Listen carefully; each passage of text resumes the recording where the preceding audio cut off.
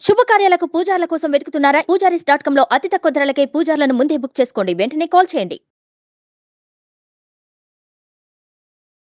నమస్కారం, నేను మీ జాహ్నవి. మనతో ఉన్నారు ప్రముఖ జ్యోతిష్య వాస్తు పండితులు, జ్యోతిష్య వాస్తు శిక్షణ నిపుణులు, లలిత ఉపాసకులు బ్రహ్మశ్రీ నానాజీ పట్నాయక్ గురువు గారు. సూక్ష్మంలో మోక్షం ఈ ప్రత్యేక కార్యక్రమం ద్వారా మనకున్నటువంటి ప్రతి సందేహాన్ని నివృత్తి చేస్తూ ఉన్నారు. ప్రతి రోజుకి సంబంధించి ఇంపార్టెన్స్ ని కూడా తెలియజేస్తూ ఉన్నారు కదా గురువు గారు. సంబంధించి పూర్తి వివరాలు గురువు గారి మాటలు అడిగి తెలుసుకుందాం. నమస్కారం గురుగారు. గురుగారు, 2024వ సంవత్సరం వచ్చేస్తుంది. అంటే కొత్త ప్రారంభానికి అందరం సిద్ధమైపోవాలి.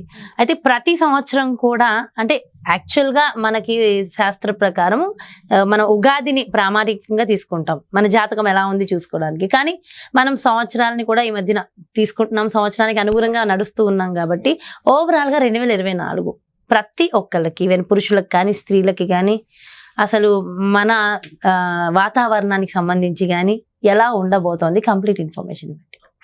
దానికంటే ముందు ఇది ఎలా ఉండబోతుంది అంటే దేశానికి కాలానికి సంబంధించింది కాబట్టి, కాలంలో మనుషులు కూడా ఉంటారు కాబట్టి ఆ అమ్మవారిని పితృదేవతను తలుచుకొని మనం ప్రారంభిద్దాం.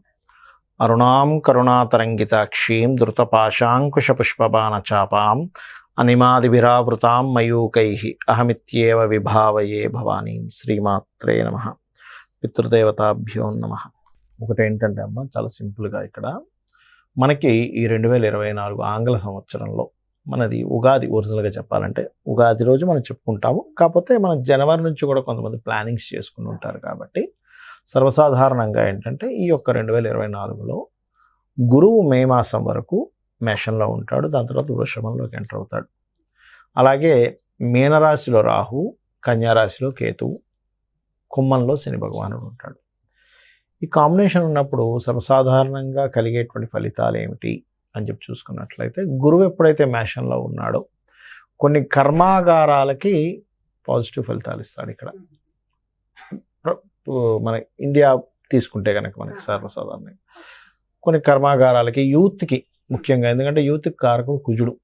కుజరాశుల్లో గురువు ఉన్నాడు. యూత్ ఎవరు అంటే కుజుడు అనమాట. ఇప్పుడు మనకి ప్రశ్న దీంట్లో కూడా అక్కడ ఎట్లాంటి వ్యక్తి వచ్చాడంటే కుజుడు వస్తే ఒక యువకుడు వచ్చాడని చెప్పి చెప్తాం.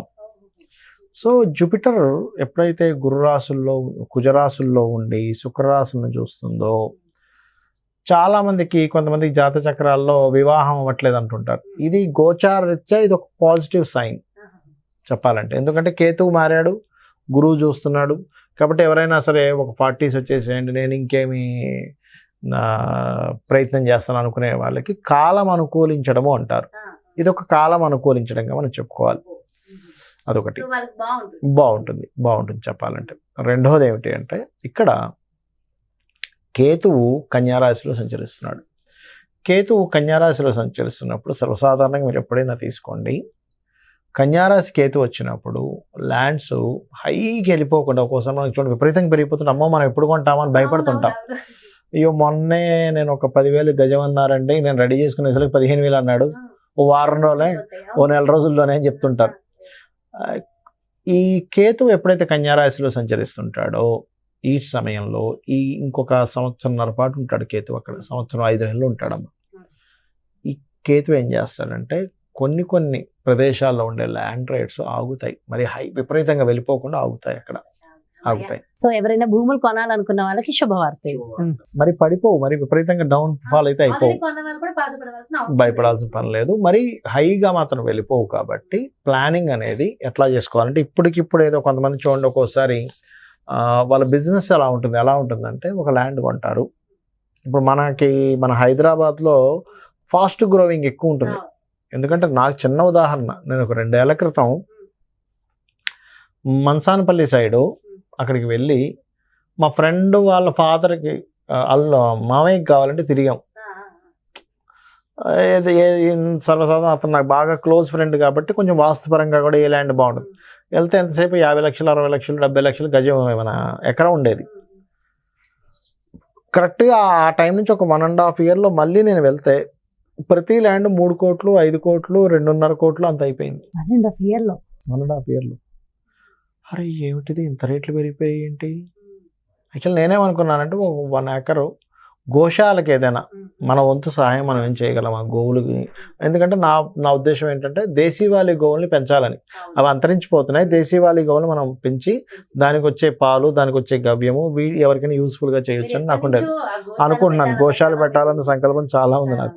అమ్మవారు ఇస్తుంది, డెఫినెట్ గా మీలాంటి వాళ్ళు ఖచ్చితంగా అది నెరవేరుస్తారు. నాకు నమ్మకం, అమ్మవారు ఇస్తుంది, మన శక్తికి తగ్గట్టుగా ఇస్తుంది. అవునవును, మీ సంకల్పం నెరవేరుతుంది గురువు గారు. మంచి సంకల్పం ఎప్పుడు అయితే తెలియాలి. పెరిగిపోయాయి అది ఏమిటి రేట్లు. మీకు ఎప్పుడైతే ఈ కన్యారాశిలో కేతు సంచరిస్తుంటాడో అంత హైప్ వెళ్ళవు. నేను ఎందుకు చెప్తున్నా అంటే ఆ మాట, ఆ స్పీడ్ ఏమిటిది, ఒక్క జస్ట్ 1.5 yearలో 4-5 రెట్లు పెరిగిపోవడం ఏంటి అసలు, 4 times పెరిగిపోవడం. 3 కోట్లు ఎక్కడ, 50 లక్షలు 70 లక్షలు, ₹1,00,00,000 లోపల వచ్చేది ఎక్కడ, 2-3 కోట్లు ఎక్కడ, 3 కోట్లు 4 కోట్లు 5 కోట్లు ఎక్కడ. అంటే అంత విపరీతంగా పెరగదు అనేది ఒక అంచనా. ఎందుకు చెప్తామంటే గోచారంలో ఈ గ్రహాలు ఇలా ఉన్నాయి కాబట్టి మీరు ఈ రకంగా ప్లాన్ చేసుకోండి.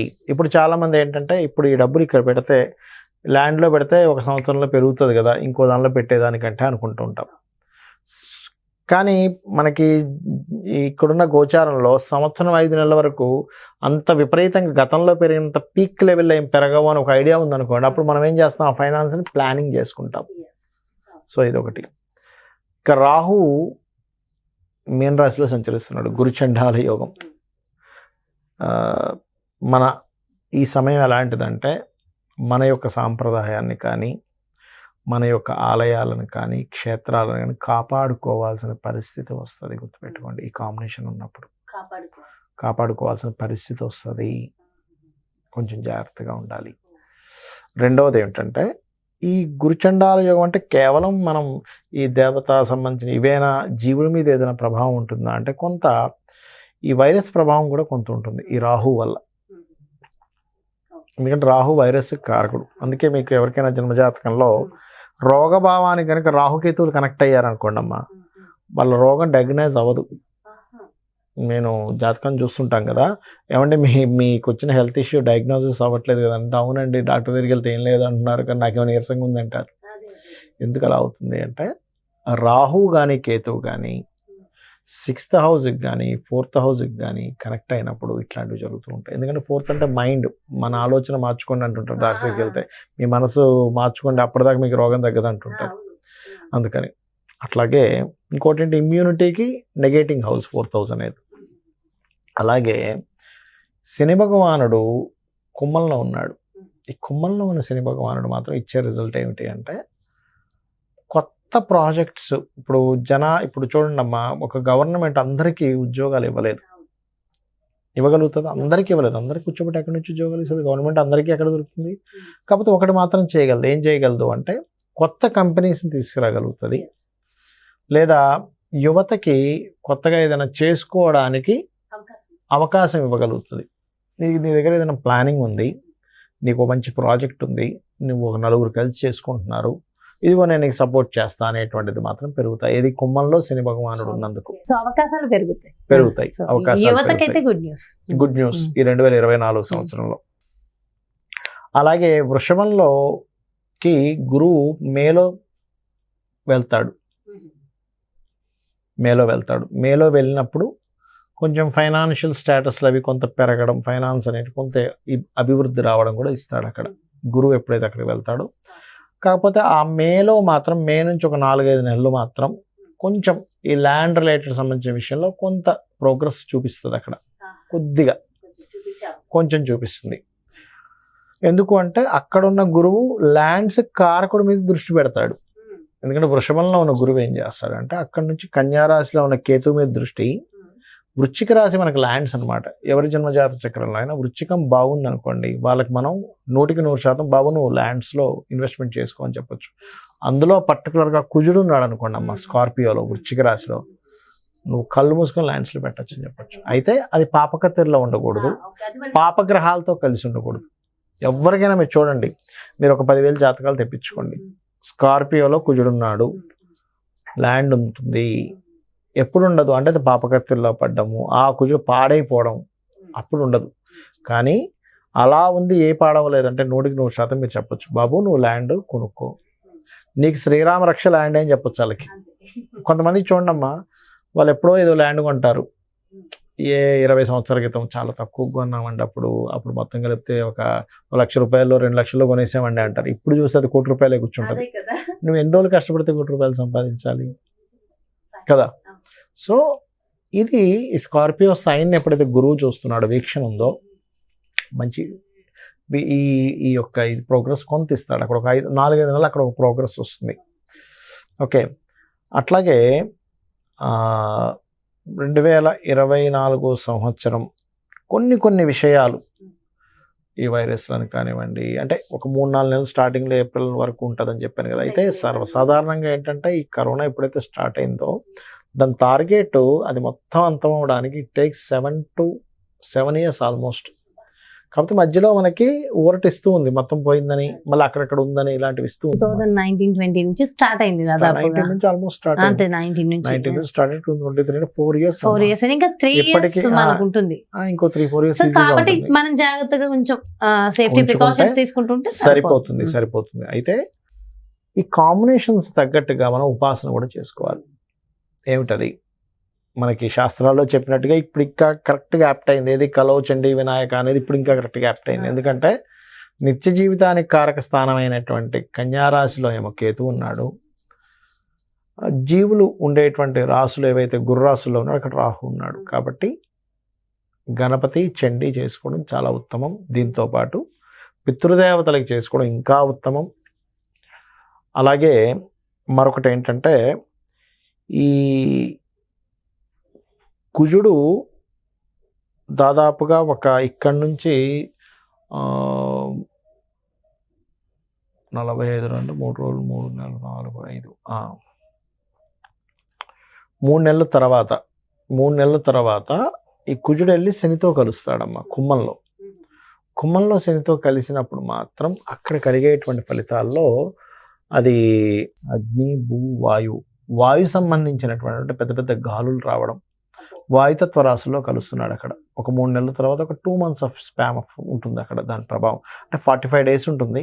కాకపోతే ఏదైనా ఇక్కడ నుంచి ఒక 3 months ఆఫ్ పీరియడ్, అంటే ఆల్మోస్ట్ ఇది మనకి డిసెంబర్ కదా, మార్చ్ ఏప్రిల్ నుంచి అనుకోండి. ఆల్మోస్ట్ అది ఎండాకాలం కదా, ఎండాకాలం అయినా కానీ గాలులు వస్తాయి ఆ టైంలో. ఎండాకాలం గాలి రాకూడదని లేదు కదా, అవకాశం ఉంది. ఇప్పుడు అందులోనే వాతావరణంలో మార్పులు అవకాశం ఉంది కదా, ఉంది కాబట్టి.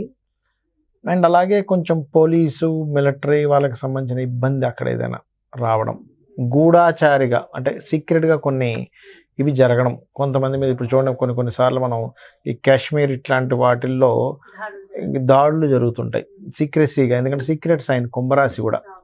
అటువంటివి కొంచెం ఆ టైం పర్టికులర్గా, అంటే దాదాపుగా మనకి మార్చ్ ఏప్రిల్ ఆ పీరియడ్ నుంచి ఒక 3 months కొంచెం జాగ్రత్తగా ఉండాలి ఈ రక్షణ శాఖ అనేటువంటిది. ఎందుకంటే ఈ మార్స్ ఎవరైతే ఉన్నారో ఈయన శనిని రాహుని దాటుకుని ముందుకు వెళ్ళాలమ్మా.